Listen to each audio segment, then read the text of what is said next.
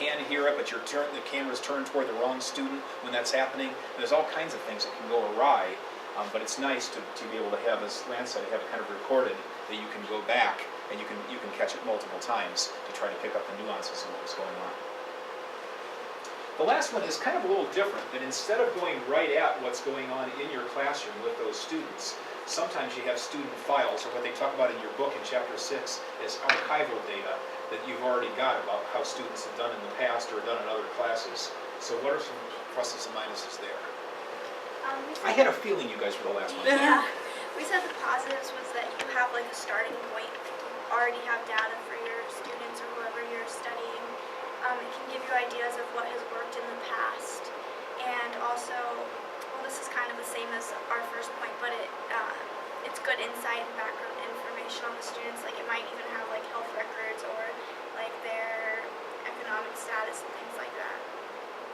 And then the negatives we had is it might give you like preconceived notions about like what's going to happen or a pattern that you've seen, and something different might happen, so you don't want to have like a preconceived notion. And then also it doesn't give all the full information, so you might just have a certain part of information, but you might not have everything. And then also you won't find your own new effective way of doing it. You might just kind of rely on what other people have done, or like get an idea and slightly change it, but not completely have your own original way to do it. Good, good. So one of the first studies I ever did in a graduate class, because I was learning the stuff you're learning this semester when I was in grad school. That's what most people learn it, you know? So one of the first studies that I did for a requirement for a class is I was curious about predicting success. I was teaching in a large public high school, and I was curious about predicting the success of students in my class in Algebra 1 based on how they did when they're in 6th, 7th, and 8th grade. And specifically in math, I've heard so many things about reading, you know, that depends on how good of a reader they are. And so I was interested in that. So my research question was, how well can I predict performance of a 9th grader in my Algebra 1 class if I know how they did in math in 6th, 7th, and 8th grade, and in reading in 6th, 7th, and 8th grade? And we had archival data, okay, in the files on the grades the students got in previous classes and on standardized scores of tests they had taken on reading and math and so forth. So I got all those numbers out of the student files, and I ran all kinds of tests on them. And that's what I did. I never actually even talked individually with the students at all. They weren't any part of the study except everything that was in their file. And my entire study was done based on pre-existing data. By the way, what I found out, you're sitting there, so you're wondering, what did he find out? No, you weren't. Yeah.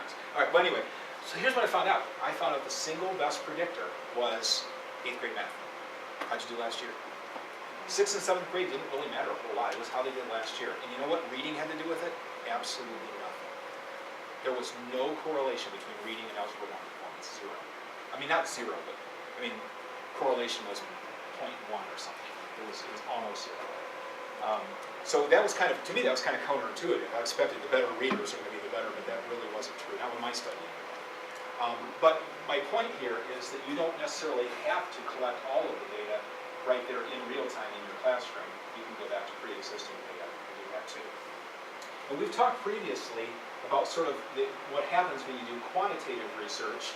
Your study really focuses on that, kind of a little bit more of an experimental type of study, or some type of study where you're gathering a lot of numbers that you can argue from.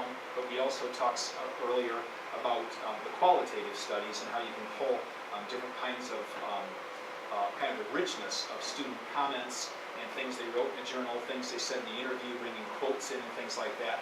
But you don't have the hard numbers necessarily. And so we also talked about mixed studies, right? And so I know that's what some of you have been thinking about doing, is kind of like mixed research, where you might give your students a pre-test and a post-test, so you have some hard data, but then while you're at it, as the unit's going on, you might do some group interviews, you might do some observations, or maybe you're going to go back in the files. You're gathering some data besides just the pre-test and post-test, so you have qualitative and quantitative things going on. And the last one here that we haven't talked a whole lot about, but it's brought up in your textbook too, is the idea of doing a case study. And I don't know if any of you have been leaning toward that or thinking about it, but that's another way that you can do this.